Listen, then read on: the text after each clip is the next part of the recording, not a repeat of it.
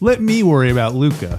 Let you worry about the Godfather Minute. Hello, my name is Alex Robinson. And I'm Andy Robinson. And this is the podcast where we go through the entire Godfather movie. We analyze, we break it down, we make jokes about the Godfather movie 1 minute at a time. Well, we don't make jokes about the Godfather, Alex, because that would have some dire consequences. It's true. You don't think he has a sense of humor about himself? You don't think he could take a good-natured ribbon? Well, maybe, but I don't know. He's got a certain image to uphold. That's true. I guess depends who's observing. Yeah, like I'm sure if Mama gently teased him, but obviously if like Bonacero goes in there, he's I'm already picking up on some bonus material. Maybe we talk about how much ribbing could you get away with, or could the Godfather withstand before he. I was thinking we should talk about the Godfather roast, like to see what. Oh, that's great. All right, so that's Mifey. We'll write that down because we know we're gonna forget it. Definitely, already forgotten. Already. What are you talking about? Who are you? Yeah, so if you want to hear us talk about the Godfather roast or some other topic that we will forget, then you can go to godfatherminute.com/support and you'll get an extended extra long episode for minute 52, right? 52, Alex. 52. E minuto. Numero. You want to take a guess? You want to take a guess? No, I mean, do you want to take a guess? 50. I'm wise. Now I know we just went over this last week, but I don't remember what 50 was. It's not these. Let's say. Think about 5. 2, 3, 4, 5. Go back to fundamentals. Cinque? You're thinking in Spanish now, well, my amigo. Very similar. Cinque. Cinque. I was close. You were close. Minuto numero cinque. Well, that's 5. So 50 is cinquanta. Oh, cinquanta. Yeah. Okay, cinquanta. It's like 5, but with a little boost of steroids. Cinquanta dos? Almost. Cinquanta duo. Almost. Getting cinquanta closer. Duos? Oh, no, you're so close. Oh, I forget. What? Cinquanta you know what? I think 2. I think the bonus content, I'm not going to tell you, the bonus content today is going to be you continuing to guess. Okay. Every combination of letters possible. Cinquantadue. Cinquantadue. I was close. I think next time if you use your hand while you say it, it'll come more naturally. That is racist, dude. You got to cut that. You got to cut that part out. Well, what do you mean? I mean, as a New Yorker, we talk with our hands. I'm talking with my hands right now. You're like a puppet, you mean, like a sock puppet. Cinquantadue. You got it. I'm talking with my hands right now. Can you hear this? You want me to turn it up? Oh. Yeah. Well, Cinquantadue want to talk about this minute of the Godfather? Yes. Minute 52, it's the Turk and Tom continuing their chit-chat. It starts off with the Turk telling Tom that the Don is dead and nothing can bring him back. And they have more conversation, and he tells Tom, I want you to go back and convince... You take care of Sonny and the other 2 kids about making them take this deal. Yeah. So the Turk and Tom. Turk and Tom, morning zoo crew. So if they were a morning zoo crew, or let's say a podcast duo, who would be the crazy one, or who would be the? I think. What do they call it? The straight guy. I think Tom, the Turk would be Howard Stern, and Tom would be Robin, like the voice of reason, and kind of like the one who's like, like that kind of a person. Sollozzo, you can't use that language on the radio. The FCC won't stand for it. You have to show cause. Woo! Yeah. And then like every now and then Luca would come in and be all like the wacky guest guy. Here's Luca's movie reviews. Not bad. Thanks, Luca. Alex, when I started going into this little the sidebar, I saw you roll your eyes, and I just want to remind you that we both came to the same conclusion, that we started having a little bit more fun with the bonus content than we did with the analysis. So I'm trying to just make it fun, go with it. Yeah, no, off the cuff. That's no. I totally agree. Okay. Yes, and Don't be Tom Hagen. Maybe that should be our callback to not being so square. Don't be such a Tom Hagen. be a Turk. Don't be a Tom. Be a Turk, not a Tom. Be a Turk, not a Tom. So speaking of the Turk says it's Tom's job to go and convince the other capo regimes to go along with the deal, and he specifically mentions Tessio and Fat Clemenza. Yeah. And that's it. He doesn't mention any of the other. Do you think those are the only two guys?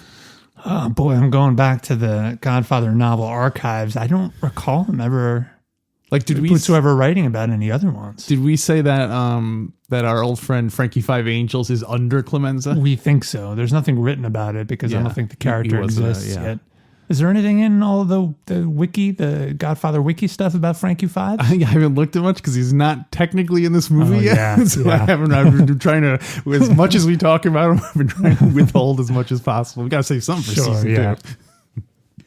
But it does also interesting because by the time of Godfather 2, spoiler alert, neither of the Don's capo regimes are still in power. Michael, that's true. One way or the other, house has been totally cleaned from the top men. Yeah. So do you think that Mikey had Clemenza killed? Oh boy. By faking a heart attack. Wow. Because that's right. They never go into that. Yeah. Well, it would make sense.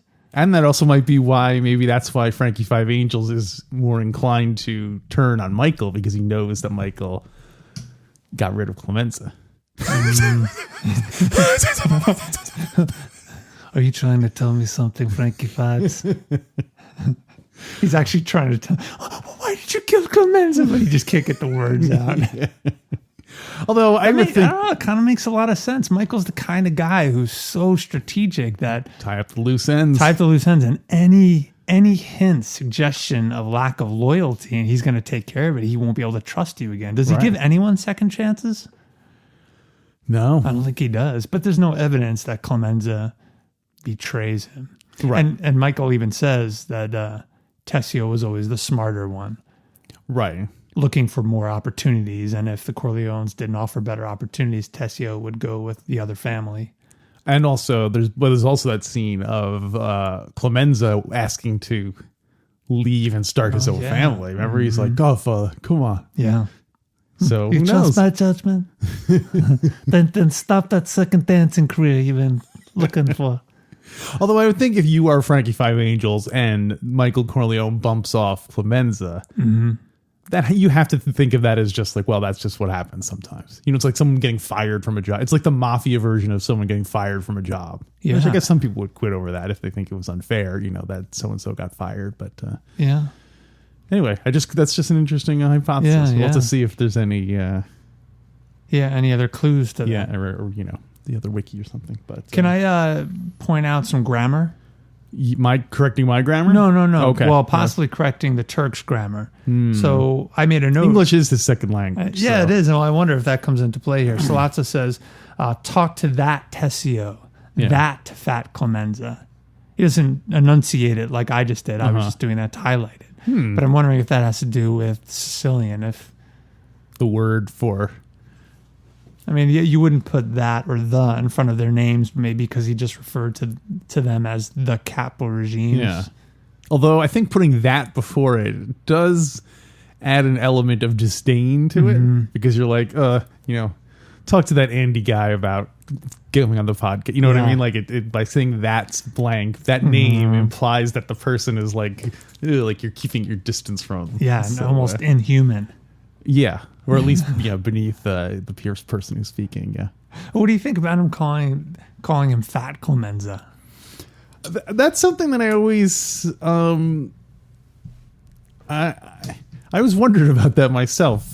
It does seem like the kind of thing mob guys would do. Yeah. Call somebody, they always give guys crazy nicknames and things like that. I feel bad even for Clemenza that he got fat shamed, but yeah. And it seems like, do you think it's acceptable for people in other families to use those same names? If anything, I think it's more acceptable because I don't think any of the Corleones ever call him Fat Clemenza. Okay. What's his first name again? Paul? Peter. Peter. Yeah. I think they always just call him Clemenza, don't they? Yeah. I think they call him Peter. Or Clemenza, yeah. Unless it's possible that there is another Clemenza who is the skinny Clemenza. And so they're like, okay, we're going to call you Clemenza and you're fat Clemenza. You got a cold? You've been sick all winter. That would be great if there were a skinny Clemenza, but he just was written out of the movie, or he was always just off camera. Yeah. No, he was on camera, but you just couldn't see him because Fat Clemenza was standing in front of him. He literally eclipsed his skinny brother. I just realized Clemenza's name is Peter, and this is some deep stuff. Get ready. So what we're here for. Wasn't Peter the first apostle? The one most loyal to Jesus Christ? He was the rock, yeah. Right? And so Peter Clemenza being the one most loyal to Don Corleone. Who is the most like Jesus. Yeah. Yeah. There's a lot of religious undertone. Yeah. And that might explain why he's called Judas Tessio, too. Tessio's first name is Judas. Oh, yeah. How they didn't see that coming. Yeah. So let's see. What else we got here? I love the shot. So Tom says, okay, I'll talk to them, but even Sonny's not going to be able to hold off Luca Brasi. Yeah. First of all, I think it's funny that he calls him Luca Brasi as opposed to the Bratzi that the other characters do. But, he's German-Irish. Mm-hmm. And I love the shot of the Turk being like, well, let me take care of Luca. Yeah. You just talk to the rest of the thing I love about it, aside from the visuals, the sort of him lit from below, just his face up against the black background looking, somewhat evil, is that the way it's shot and the way it's scripted is that we are drawn into the Turk's lie. Mm-hmm. Like he turns away from Tom and is like, we see his face, so we're kind of knowing what he's really thinking, and we know that Luke is already dead. So it's kind of it's like putting us on the Turk's side, and we're like, oh, Tom doesn't even know yet. I think that was just such a great little. It increases the tension of the scene by us not being on, us knowing more than the good guys know. Yeah, you know what I mean? Definitely. That was a cool little thing. Yeah, it's a great shot. Yeah, and he doesn't give up any knowledge that he has already killed Luca. Yeah. So is this? Although it's interesting, he would it have been better for Sollozzo to make Tom think that he was scared of Luca? No, I guess not, because Sollozzo wants this plan to go forward, and if Tom and the Corleones thought Luca or Sollozzo was afraid of Luca, then he would have thought that they could have gotten to him. Wait, it makes sense that Luca not show fear of Luca. For the Turk not to show fear of Luca. Yeah, for Tom to think that, Sollozzo needs Tom to think that Luca's not afraid, that Sollozzo's not afraid of Luca. Why is that? Because if Tom thinks that Sollozzo is afraid of Luca, then Tom would tell that to the Corleones, and then the Corleones would say, we shouldn't make this deal. We still have an opportunity here. Oh, like Luca's still our ace in the hole. Yeah, even though he's dead, and even though Sollozzo soon sends that message. Although maybe that would be more effective. Like anything you throw at me, I can. Why doesn't he tell Tom right now that Luca's dead? Well, earlier in the book, he says he didn't want Luca to be found yet. But why not? Oh, what was it? It's not making sense to me right now why he would wait. I mean, let's just the kind of thing like when you're playing poker, like information is valuable, so you don't want to tell anything that you don't have to tell immediately. Yeah. Well, you'd think that would make Tom more dejected and more likely to take it. The fact that they've already eliminated their secret weapon. Yeah. I'll go back and check, because I think we may have even talked about this, but I'll go back and check. Unless the Turk is trying to portray himself as, hey, I'm a reasonable guy. Like I'm a businessman. I'm not a bloodthirsty guy. I guess that's one way to do it. Like I'm not the guy. I'm not the one who killed. No one killed anybody yet, except for the Don. Yeah, it could be. Yeah. So the words that Sollozzo uses, let me worry about Luca. Has anyone ever really said that expression before? Let me worry about Luca? Or let me worry about this. You stick to this. I feel like it's one of those expressions we've heard a million times, but only in the movies. Let me worry about whether or not anyone really said it or not. You focus on the podcast. Seriously. Have you ever used those words in earnest, not parodying a movie or in jest? No, but I assume that had more to do with me not being able to bear someone else's responsibility. You know what I mean? Like, if anything, I'm the one who's someone else being like, okay, you know what? You don't worry about that. I'll take care of it. Well, have you ever heard? Let me flip the question. Hold on, let me flip it.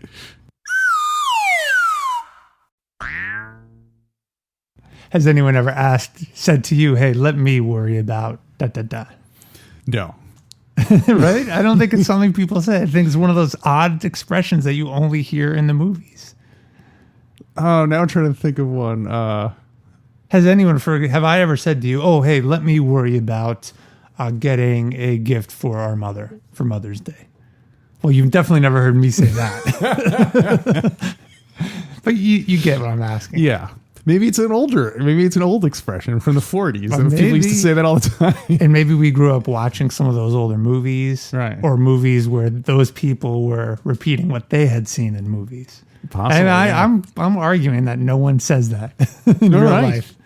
Well, people should go to the Fredo Corleone Mickey Mouse nightclub on Facebook and weigh in on this. Well, we'll post a poll over there. Okay. Saying, have you ever used it or heard it used? And then different seriously. answers. Yeah, seriously. Yeah. We don't want any clowns messing up our scientific research over there. No, I don't mean serious poll, but heard it not being parodied. Like, hey, let me worry about someone sincerely saying, yes, don't worry about that. I'll take care of it. Okay. Exactly. All right. Well, you know what? You don't worry about, I'll post the poll. You just worry about the podcast. Well, now, of course. I think we use it all the time. So yeah, I just wanted to get that on the table, right? Okay. We can be honest here. Is that an expression people ever really use? Get something on the table? I just heard that in some movie. Oh, guess what movie I was watching? What movie were you watching? And I was watching. So I'd recently changed my cable package, and we have Turner Classic Movies, which is great channel. Awesome, great channel. Watching The Getaway, or just random movie I've never seen before. What is The Getaway? The Getaway is Steve McQueen. He's a ex-con. He robs a bank. He robs a bank again. I missed the beginning, but there's a supporting actor in it who's a supporting actor in another great movie. Who is it? It was Sollozzo. Get out of the Turk. Al Lettieri. Yeah, that sounds right. Yeah, and when he has longer hair, kind of almost curly. Wow, that's funny. And he was a little heavier, and it was in 1972, so it was. I think this one was right before The Godfather. Right. Oh, yeah. Cool. Wow. It was crazy. I didn't even recognize him, but I recognized his voice, and then I looked a little closer. I too also recently got Turner Classic Movies. Oh, cool. And we upgraded our cable package so we get more movie channels now. Upgrade. So what I've been doing is I've been setting to record like a bunch of Get Me the Butter. What's that one? Last Tango in Paris. Last Tango in Paris, which I've never seen, so I'm taping that one. I think yesterday I just set to record that one too. We should totally watch it together and do a bonus content. Let's do it. And also I recorded a movie called Author. What's that? It is a Al Pacino comedy from like 1982 or something like that. Oh, okay. And I'm only like 10 minutes in, and it's terrible. It's so like it feels so much like I don't know if it was a play. It might have been like a play originally, and it feels like it was a play originally. Okay, like the way everyone speaks, and they speak in ways that conveys a lot of information that they wouldn't. You know what I mean? Oh boy! Like, today's my 43rd birthday. I'm the best-selling author in New York City. That kind of a thing. Is but this anyway, the one where has a parent? He's got a bunch of kids. Yeah, I don't know if they're like adopted or foster kids or something. Like 20 minutes years ago. I just dropped into 20 minutes of it, and didn't take. Yeah, it's but he looks young. He's kind of in that transition between Godfather Michael, the Godfather, Al Pacino, and then like, hoo ha, Al Pacino. Oh, Like okay. he's generally not a good comedy person, is he? Yeah, I didn't even know he was in any comedy. I didn't even know that movie was a comedy. Yeah, I think so anyway. So far, Yeah. it is. It's, not like a Hot Shots or Top Secret or anything. But, Yeah. like a, romantic comedy kind of. Yeah. romance, but, I guess that's possible. Anyway, so I record a lot of different movies that might be of any interest to us here on the Awesome. show. Like I That's did, cool. And speaking of which, I since there wasn't a huge amount of stuff in this episode, I figured I'd look up some information on Robert Duvall, Bobby Duvall. Lay it on us. And first of all, he was born January 5th, 1931, which means he is 87 years old. Right now or in The Godfather? Bobby Duvall right now is 87 Oh my years gosh. old. How old was he in The Godfather? He's already looking kind of old. He was losing his hair. Well, I guess that was 40 years ago. So he was probably in his early 40s then. Mm-hmm. So, Wow. yeah. It's He crazy. still makes movies every now and then. Oh, yeah. right? Yeah. No, he's worked very consistently since. And a lot of people think, he's one of our greatest living actors. Wow. He's been nominated for 7 Academy Awards. Has he ever won? You know what? I don't think he has. No, But he's gone home empty-handed every time. Yeah, don't quote me on that. But he also strikes me as the kind of guy who doesn't go to the Academy Awards kind of a thing. He's about the acting, not about the. Yeah. But I realized I've seen 14 Robert Duvall movies, Whoa. and stuff that I wouldn't even necessarily think of that he is in Yeah. it, and yet there it is, 14. I've said Wow, I've that's probably seen like fascinating. 5, Yeah. but Yeah, I would guess maybe even 3 or 4. I couldn't even tell you more than 3 right now. let's see. You got GF 1 and 2. Yeah. Can you think of any other ones that you've seen? Oh my gosh. I mean, The Great Santini is another movie I'm recording that's on Turner Classic Never Movies. saw it. That's where Bobby Duvall plays a drill sergeant. Oh, okay. A Never tough, saw tough it. talking drill sergeant. Oh, awesome. Very cool. Apocalypse Now. Apocalypse Now. That's Smell right. Yeah, of I just knew I was going to remember them little by little. Right. Well, that's the thing. When I looked through his IMDb page, I was like, oh, right. He was in that. I totally forgot. Yeah. Like even, some weird What comedies are some other? and stuff. What are the? I know Tender Mercies. I never saw that. Yeah. Well, his debut appearance was in To Kill a Mockingbird, Really? where he played Boo Radley. He played the guy who's charged with the guy who lives next door, who they think is like a weird. Wow. Yeah. So, Oh my gosh. The original To Kill a Mockingbird with Gregory Peck? That was his debut, his first movie role. He'd been a stage actor until then. So, Oh my gosh. So That movie seems really old. yeah. So let's see. Veteran actor. He has been in his filmography as an actor 143 roles. Mm-hmm. His last one was 2 years ago. Mm-hmm. So I saw. Oh, he was in The Road. Another one. Another Godfather. I never saw movie. that. That's really good. You should see it. Yeah. Godfather 1 and 2. He refused to be in 3, right? Yeah, because he said there was nothing for him to do in it, which I can totally. I mean, I guess he would have been. He was out. Why is he out? George Hamilton was his new. More of a international concierge. Yeah. Thank You for Smoking. He was in that. Oh, I did see that. He was in the movie Gods and Generals, which is a Civil War movie. Yeah, I saw that too. Yeah. Plays Robert E. Lee. That's right. Who is a distant ancestor of Robert Duvall. Robert Get Duvall's outta here. mother was a no way descendant of Robert E. Lee. Wow. So there you go. I didn't know he was Southerner. Yeah. Oh boy. Deep Impact. You see that one? Asteroid.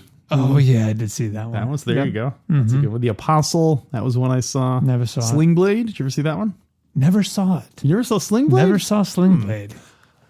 Does it hold up? I mean, when it came out in 1997, it was really cool because it was such a weird movie. I don't know if now it would hold up, but because a lot of older movies that you're like, wow, that was so crazy. And then you watch it, and you're like, oh, it just seems like a corny. Never saw The Crying Game. Is he in that?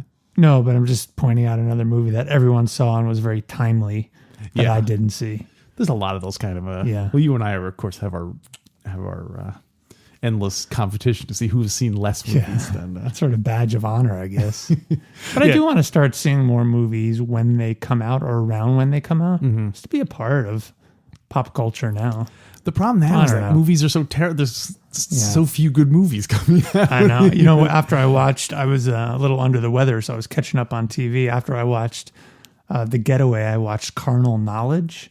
With Jack Nicholson and Art Garfunkel. It's fantastic. And Anne Margaret. Anne Margaret. And who else was in that? Oh, Candice Bergen was in it. She looked like she was 17 years old. It was fantastic. Right. It's a great movie. Art Garfunkel acting. But it just reminded me how great cinema was in the 70s, early 70s. It was the golden age of American movies. Awesome. I know Art Garfunkel being in movies created some strife between Simon and Garfunkel. Oh, yeah. Because Paul Simon really wanted to be in like Hollywood movies and stuff. So the fact that like Art Garfunkel was getting to do it really stuck in his stuck in his craw. Boy, troubled waters. So well, I've got a little bit more about the minute. Oh, okay. I've got a few more bits. Let's So did you notice in the minute that Tom is crying? I saw that it says that in the script, but I did not notice it in the... Bobby D does not seem like he is crying. Yeah, well, after I read it in the book, I paid particular attention to it, and he is crying in the minute. But it's very subtle. Like it's pretty really? Clear. He's like, I'll try my best. But even started crying, Luca Rossi. You'll never roll out Luca Rossi.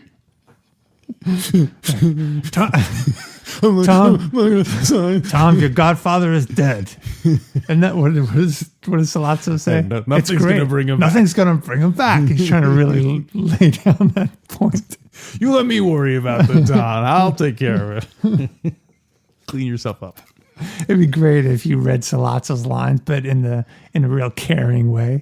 He's like, "Oh, you let me worry about Luca Brasi. Cheer up, Tom. I'm not wartime consigliere. You have to show cause."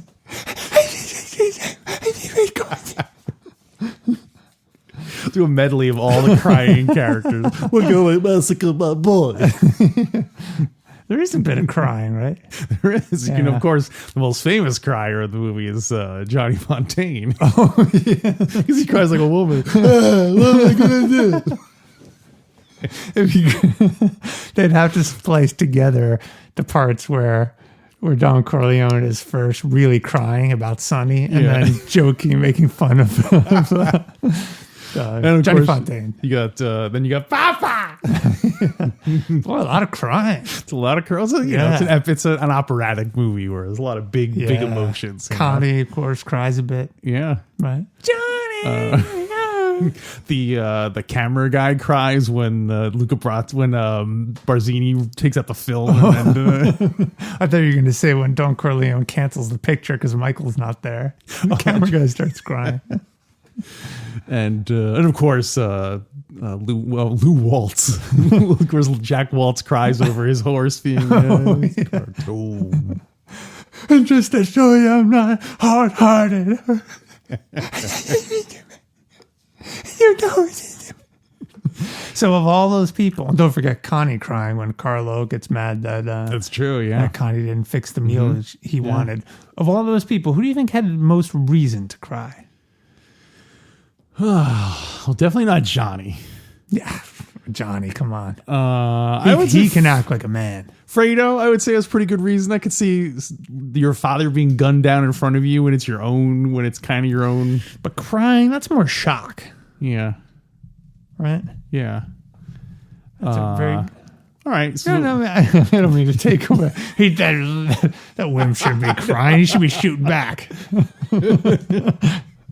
That's what I mean. He was crying because he couldn't shoot back. It's not about his father getting shot. It's what a bad shot he was. Well, I was wondering if that's maybe why he was crying partly. Yeah. I mean, Sonny's going to kill me. I mean, Johnny maybe has a right to cry. His whole career is washed up. He had everything. He had it all. And this picture that was perfect for him. Yeah. His voice. Yeah. It was weak. He even spends time with his family. He's doing all the right things. So who else do we see cry? Maybe Don Corleone. His eldest son got killed. Aww. What? What? He's getting a free funeral out of it, I assume.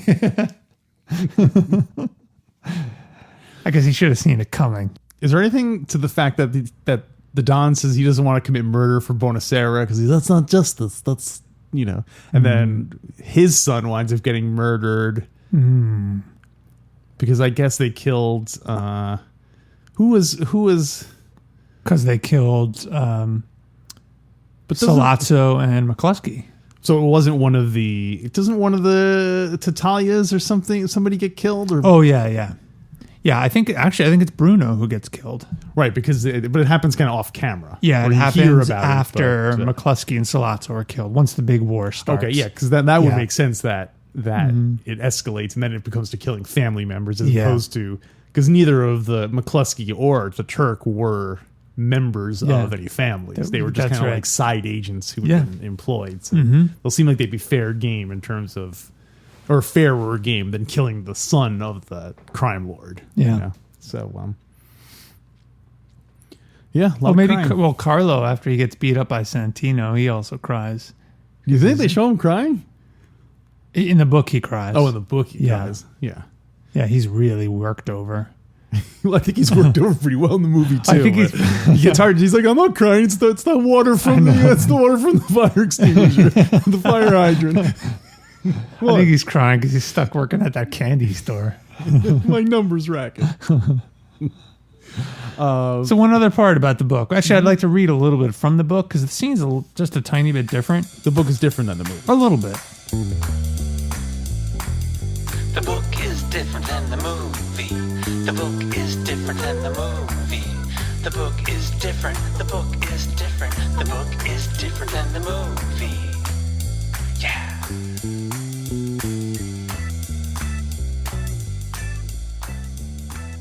So in the book, Puzo writes, Hagen held out his china cup for more whiskey.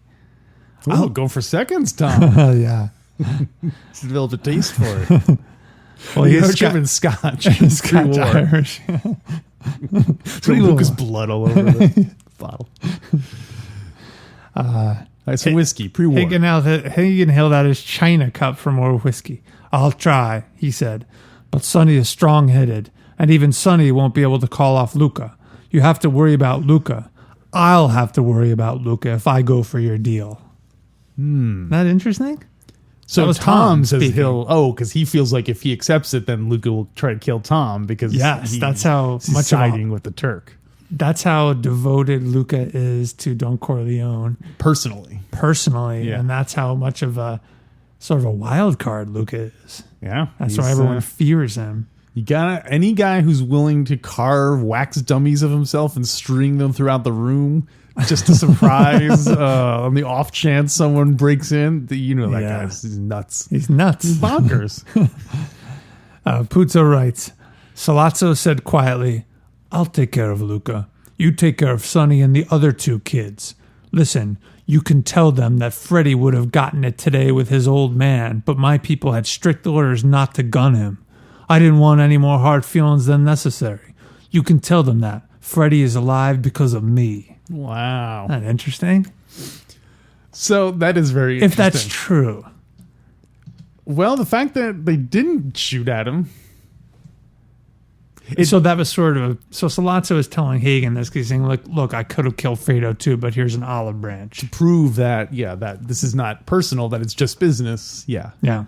Yeah, it makes sense. Isn't that interesting? That's funny also on levels also having to do with Fredo too, because if he had been shot, then no one even would have he would have been so overshadowed by the fact that the Don got shot that no one even would have really remembered that Fredo also got shot. It would be worse if he got shot and then was just wounded and then had a really long recovery and had to sit around in the bed and everyone's like, oh, Fredo, come on. Well, he is. I know he goes into shock, and while Don Corleone is in the hospital, Fredo is not in the hospital, but he's recovering too from that whole thing. Puzo wrote a little bit about that. But Fredo goes on to have a very important role in I'd say the whole trilogy.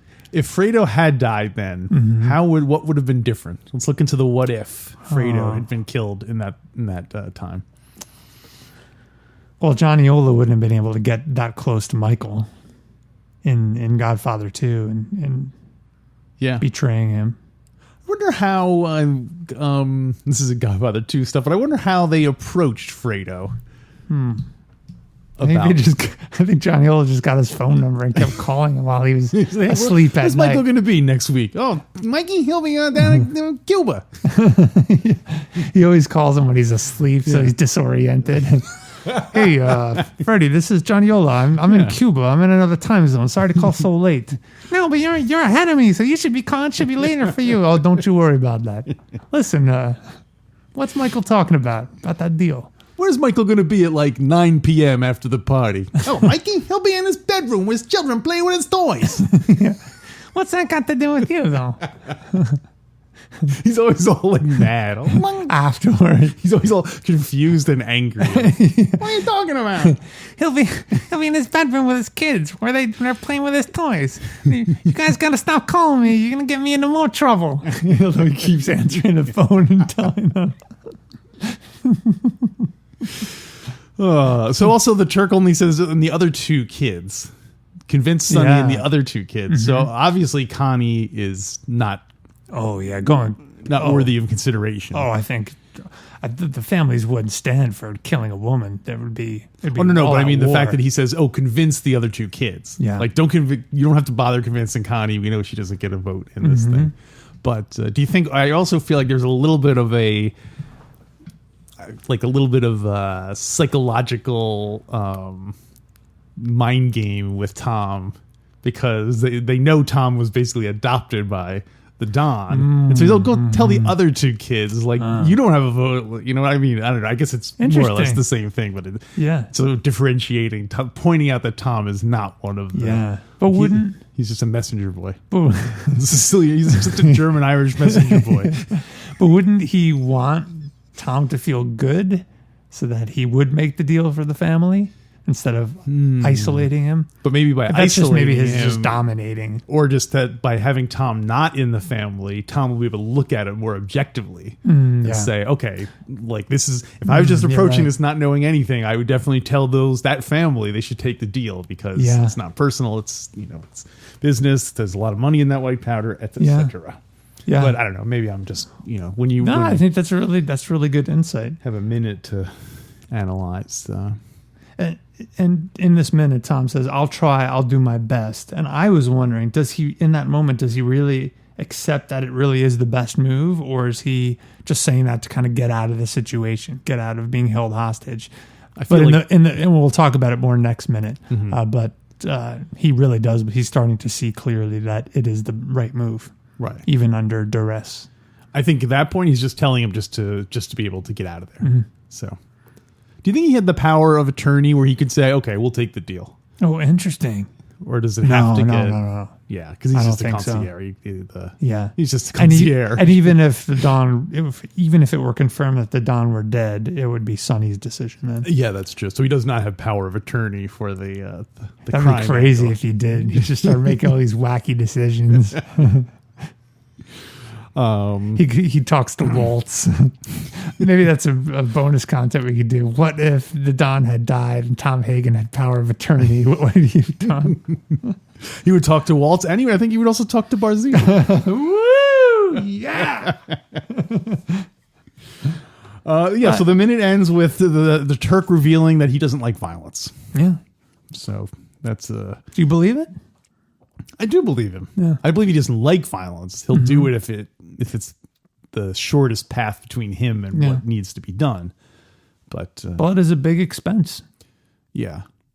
Although I don't know, he does personally help kill Luca Razzi, but he doesn't have to be there. Yeah, for that. But and he is good with a knife. He's really good with a knife. But it's sort of part of doesn't he have to be there to keep the knife thing on his resume? Remember, it's been like 15 years since he's used it. You think like the union, it's like you have to take one job every... keep that on. All right. Invite Luke over here. I'll help kill him, and then I'll he sign the card saying you witnessed me killing someone with a knife. And I can get he didn't even plan to kill Luke originally. They just needed someone so he could. Bruno Tattaglia is like, hey, this weird thing. Luca Brasi came up to me and he suddenly wants to join our family. And the Turk's like, you know what? This is perfect. I could kill two birds with one stone. It's all just like, on my back about my knife license. And after we kill Luca, we can take his get out of jail free card. That's right. Well, that's all I have for the minute. Yeah, I guess that'll wrap it up. What do you want to rate it? Let's rate it 2 stars. 2 stars? Yeah. I'll go along with that. It's kind of along the same lines of These have all been transition minutes. Really, the part of the Turk saying, "Let me worry about Luca" is really the kind of highlight of the minutes. So I'll go along with 2 stars. Yeah, Don Corleone's not in it, although they talk about him. They say he's off-screen dead. presence. Yeah. All right, so I guess I'll wrap up That's minute 52. Stick around for the bonus content. We are going to roast Don Corleone. Oh, man. It's going to get it. It might even be better to roast someone else. Well, we can just talk about generally, Yeah. Who's roasting whom? who was the roastee and who was the roaster. So, all right, we'll talk about that. Until then, take the gun and leave the cannoli. Wait, Alex, stop execution. Whoa, what? Yes? We never did the cannoli countdown? Countdown. Guns and cannoli. Countdown. Won't be seeing Paulie no more. Paulie betrayed me, he got a cold and then didn't show up to work. I thought Paulie was a good kid, but it turned out he was the stupid jerk. I'm talking about a countdown. Guns and cannoli. Countdown. You won't be seeing Paulie no more. You gotta leave the gun to send a clear message, or else you might lose your life. And whatever you do, take that cannoli. Don't upset Clemenza's wife. We're working on a countdown, counting down. Guns and cannoli. You won't be seeing Paulie no more. How many minutes left? How many minutes left? We're doing the countdown. How many minutes left? So how many minutes left? We only got a few. That's why I had to eke it in at the end. That's true. How many minutes? So if this is minute 52, This isn't minute 52. This is minuto. minuto Ching. 52. Yes. Ooh. Yes. How many minutes left? And Oh yeah. How many minutes left, my brother? There are ocho. There are. It happens in minute 60. I think 59. 59. Okay, so that means there are ocho minutes left. no, do your math. Would you go to college and get stupid? 7 minutes left. That's sorry. right.